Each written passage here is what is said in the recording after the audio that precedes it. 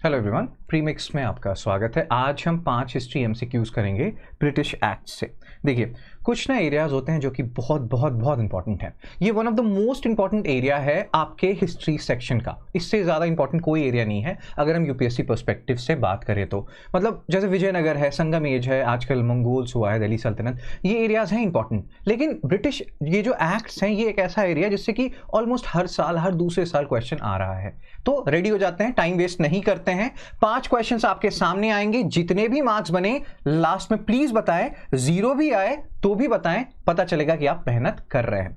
सो यहाँ पे ना कुछ टाइटल्स दिए हुए हैं। सेंट हेलेना एक्ट किसको कहा जाता है इन सारे एक्ट्स में से, या जो हमने लिखा है वो सही है या नहीं है।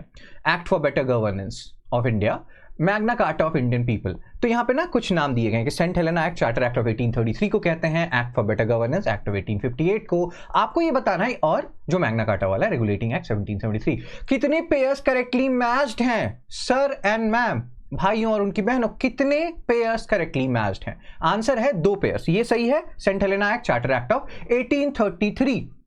अगर आपको ये पता है कि ये जो सेंट हेलेना एक्ट है, चार्टर एक्ट ऑफ 1833, इसको क्यों कहते हैं सेंट हेलेना? सेंट हेलेना कौन है? क्या ये कोई आइलैंड है? क्या ये अफ्रीकन कोस्ट पे है? क्यों सेंट हेलेना कहते हैं, बताइए कमेंट सेक्शन में अगर आपको पता है तो। ठीक है, ये सही है। Act for better governance act of 1858, ये भी सही है। इसको charter act of 1858, government of India act of 1858 सब कुछ कहते हैं, so don't worry about it. और यहाँ पे Magna Carta of Indian people भी यही एक्ट ऑफ 1858 है। क्वींस प्रोक्लेमेशन हम बोलते हैं 1858 का। ऑल्दो दोनों एग्जैक्टली सेम नहीं है। वैसे कहते हैं ना कि जो गवर्नमेंट ऑफ इंडिया एक्ट 1858 का या चार्टर एक्ट है 1858 का, वो पास करने के बाद कुछ दिनों के बाद क्वींस प्रोक्लेमेशन आया, जिसको कि Magna Carta of Indian people कहते हैं। बट द थिंग इज कि रेगुलेटिंग एक्ट ऑफ 1773 तो बिल्कुल भी नहीं है Magna Carta of Indian people, तो ये रॉन्ग हो गया और सिर्फ 2 ही सही हुए, फर्स्ट और सेकंड। तो इसको ध्यान रखना है। सेकंड क्वेश्चन पे आते हैं, बिना टाइम वेस्ट किए। पॉज कर लीजिए मेरे को इससे पहले कि मैं मजाक किरकिरा कर दूं आंसर बता के। कौन सा ऐसा एक्ट था, और टेंशन लेने की जरूरत नहीं है। जैसे एग्जाम में ना पलटते हैं ना, तो हो सकता है अभी आपको ये क्वेश्चन टफ लगे, लास्ट में क्वेश्चंस इजी लगे। So don't worry about it, give up नहीं करना है, फोड़ते रहना है। 1 भी सही हो, 0 भी सही हो, फिर भी बताना है, ठीक है ना। आप उनसे बेटर हैं जो ट्राई ही नहीं कर रहे हैं। So which act was enacted to join the power of both governor general and commander in chief? Act of 1786, 1830, 33 या नन ऑफ द अबव? देखिए, टाइम चल रहा था, अब मैं आंसर बता रहा हूं, अनपॉज कर लीजिएगा। टाइम चल रहा था 1780s का, 86 के राउंड। 1775 से 83 का पीरियड मान लेते हैं, अमेरिकन वॉर ऑफ इंडिपेंडेंस है, वहाँ से लॉर्ड कॉर्नवालिस हार के आते हैं, लेकिन वो अच्छे जनरल थे और कोशिश की जा रही थी विलियम पिट द यंगर, जो पीएम थे उस टाइम, कि उनको ना इंडिया में गवर्नर जनरल बनाया जाए। बट वो कहते थे कि मेरे को गवर्नर जनरल भी बनना है, कमांडर इन चीफ भी बनना है। तो ये हुआ, पिट्स इंडिया एक्ट 1784 आ चुका था। उसके बाद एक अमेंडिंग एक्ट आया 1786 का, जिसके थ्रू की जो आपके लॉर्ड कॉर्नवालिस थे उनको गवर्नर जनरल और कमांडर इन चीफ दोनों ही बनाया गया। जब आप डिटेल में पढ़ेंगे इन सारे एक्ट्स को तो आपको रियलाइज होगा कि 1773 एक्ट से गवर्नर जनरल के साथ एक एग्जीक्यूटिव काउंसिल होता था, उसमें 4 मेंबर्स थे, तो 4 + 1 5 हो जाते हैं। तो कभी कभी क्या होता था ना, जो वॉरेन हेस्टिंग्स हैं वो अकेले पड़ जाते थे, बाकी लोग ग्रुप बना लेते थे, तो फिर उसको घटा के 3 किया गया, 3 मेंबर्स आपके पिट्स इंडिया एक्ट 1784 में।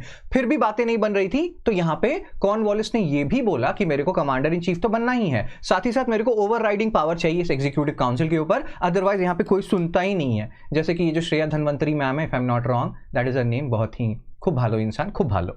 ठीक है, तो आपको समझ में आ गया होगा बातें, और हम ये और करेंगे बातें। 3 क्वेश्चंस और बचे हैं।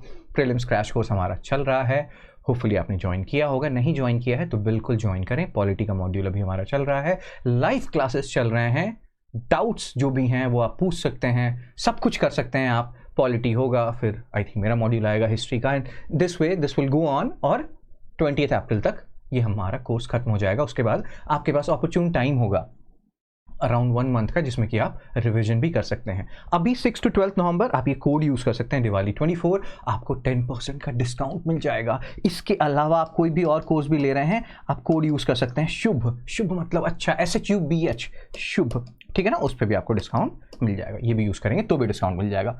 3rd क्वेश्चन पे आते हैं और सॉल्व कीजिए इसको। और ये क्वेश्चन ऐसा ना, जब मैंने ये क्वेश्चन बना लिया, सच ही बता रहा हूँ, जब मैंने क्वेश्चन बना लिया तो होता है ना कि और रिसर्च करते हैं, तो मैंने देखा कि अरे ओ my God, 66th BPSC they have also asked this particular question bro. तो इस क्वेश्चन को मैं और अलग अलग तरीके से फ्रेम कर सकता हूँ, आगे करेंगे।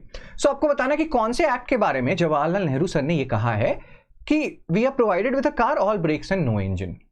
आंसर है गवर्नमेंट ऑफ इंडिया एक्ट 1935। खूब सारी बातें हुई हैं। जब भी आप गवर्नमेंट ऑफ इंडिया एक्ट 1935 पढ़ना, उसको ना कंपेयर करना आप 1919 से, जैसे ना एक ऐसे बना लेना 1919, 1935, तो उसमें बहुत सारे पॉइंट्स हैं। मैं आपको सारे पॉइंट्स भी नहीं बता सकता क्योंकि आगे कुछ क्वेश्चंस आने वाले हैं। बहुत सारी ऐसी चीज़ें होंगी, जैसे 1935 एक्ट है, वो बोलेगा फेडरेशन के बारे में, लेकिन वो फेडरेशन कभी बनेगा नहीं। जितने स्टेट्स को ज्वाइन करना चाहिए उतने स्टेट्स ज्वाइन कर नहीं पाते हैं। बहुत सारे क्राइटेरियाज हैं। सिर्फ यही क्राइटेरिया नहीं है कि प्रिंसली स्टेट्स ने नहीं ज्वाइन किया इसलिए वो फेडरेशन नहीं बना। बहुत सारी बातें हैं। बाई कैमरलिज्म इंट्रोड्यूस हुआ, लेट्स से सेंटर में एक एक्ट में, मैं पूरा नहीं बता रहा क्योंकि भी और क्वेश्चंस करना है। तो दूसरे एक्ट में प्रोविंसेस में बाई कैमरलिज्म इंट्रोड्यूस हो गया।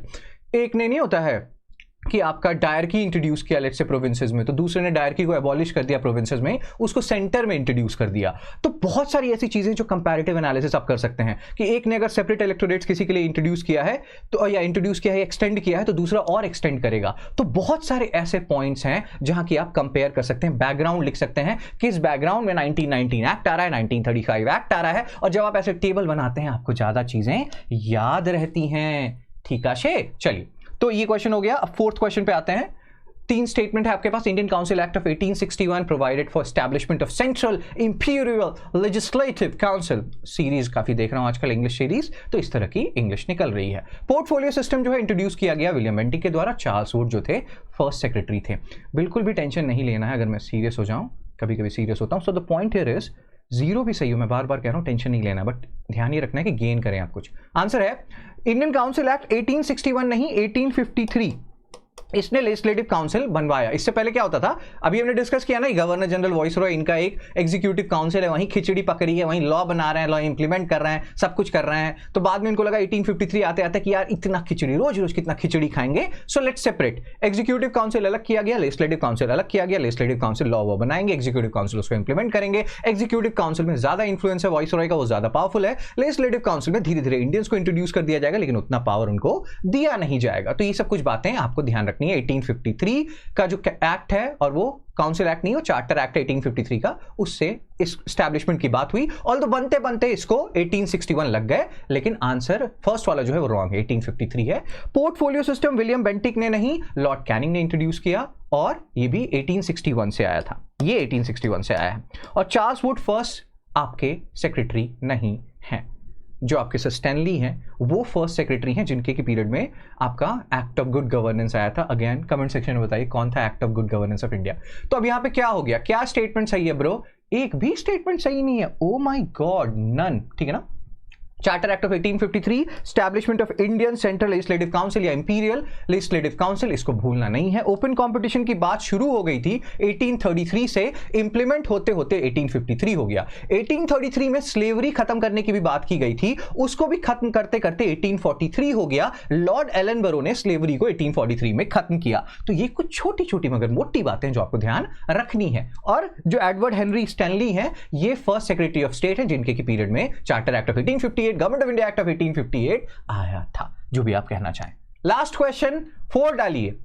3 चीजें दी गई हैं, 3 इवेंट्स दिए गए हैं रादर। आपको ना करेक्ट क्रोनोलॉजिकल सीक्वेंस बताना है। Introduction of direct election, first time Indian made part of executive council, introduction of bicameralism in provinces. ज्यादा टफ नहीं है, ये हो जाना चाहिए। So introduction of direct elections 1919 act, ठीक है ना। First time Indian made part of executive council, Satyendra Prasanna Sinha sir. 1909 act, जो कि मॉडल मिंटो रिफॉर्म्स भी है, 1919 मॉन्टैग चेम्सफोर्ड। इंट्रोडक्शन ऑफ बाइकैमरलिज्म इन प्रोविंसेस, बाइकैमरलिज्म सेंटर पे आ गया 1919 से, प्रोविंसेस में आया 1935 में, इसीलिए मैं आपको ना पॉइंट्स पहले नहीं बता रहा था। तो अब यहां पे ऑर्डर क्या हो गया, 2 1 3, ठीक है, ये है ऑर्डर। सो ये चीज़ ध्यान रखना, ये जो सर हैं with dense Moustache, unlike me, बहुत अच्छे मुस्टैश हैं इनके, तो ये हैं सत्येंद्र प्रसन्ना सिन्हा सर, और दैट्स इट, हो गया। और अब आपको ये बताना है कमेंट सेक्शन में कि आपके कितने मार्क्स बन रहे हैं। और हैप्पी दिवाली आप लोगों को, मिलूंगा आपसे मैं जल्दी ही, but the point here is marks जानना है मेरे को। आई सी योर कमेंट्स, और बताइए अपने मार्क्स, जो भी मार्क्स आ रहे हैं, 0 भी आए बताइए, ठीक है ना। Moderate to I think tough मैंने सेट किए थे क्वेश्चंस, तो लेट्स सी कितने मार्क्स बनते हैं, कितने क्वेश्चन सही होते हैं आपके। Take care, be blessed, see you soon, bye bye.